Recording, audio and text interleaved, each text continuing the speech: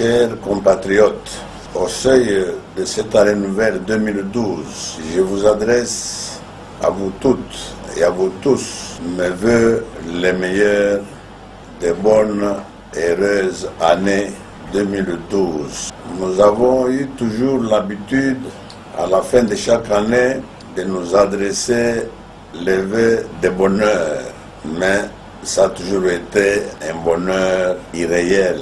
Cette fois-ci, étant donné que après 30 ans de lutte pour la démocratie et l'état de droit, nous avons la chance, cette fois-ci, de souhaiter un vrai bonheur au peuple congolais, parce que, enfin, après tant d'années de répression et de dictature, nous venons de retrouver l'état démocratique et l'état de droit que nous attendions. Donc, au moment où nous parlons, je demande à toutes et à tous de se sentir heureux, parce que demain, ensemble, nous allons nous atteler dans la liberté et la dignité au travail de développement de notre pays. Mais, depuis que j'ai prêté serment, vous tous et vous toutes, vous êtes en train de vous demander pourquoi je n'ai pas commencé le travail. Ce n'est pas parce que la communauté internationale n'a pas reconnu ma légitimité. Au contraire, la légitimité d'un président, c'est une affaire du peuple congolais. Le peuple congolais qui m'a élu massivement sait que je suis le seul président élu.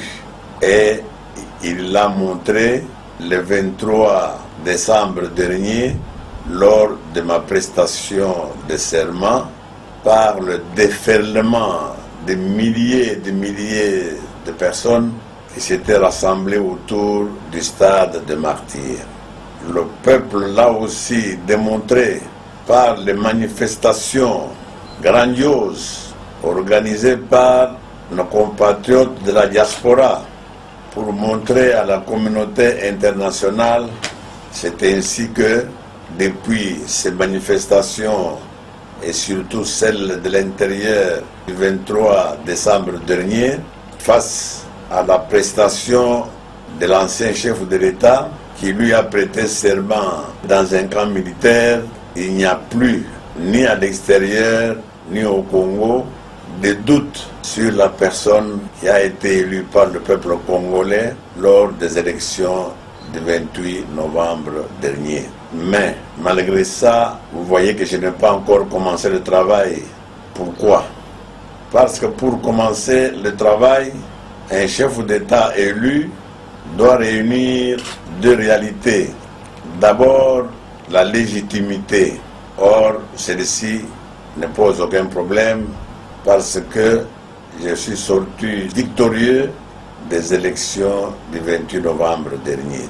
L'autre élément qui me reste, c'est ce qu'on appelle l'impérium. L'impérium, ça veut dire la force publique.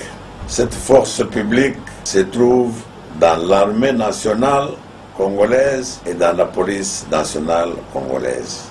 Dimanche 18 décembre dernier, j'ai fait un appel aux officiers, sous-officiers, caporaux et soldats de l'armée nationale congolaise et aux officiers, sous-officiers, caporaux et policiers de notre police nationale. Ils doivent respecter la volonté du peuple en se soumettant au nouveau chef de l'État que je suis.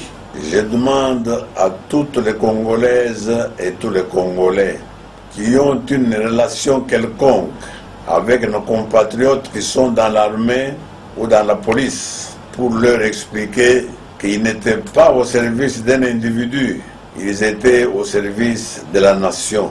En faisant allégeance au nouveau chef de l'État, ils respectent ainsi la volonté du peuple congolais.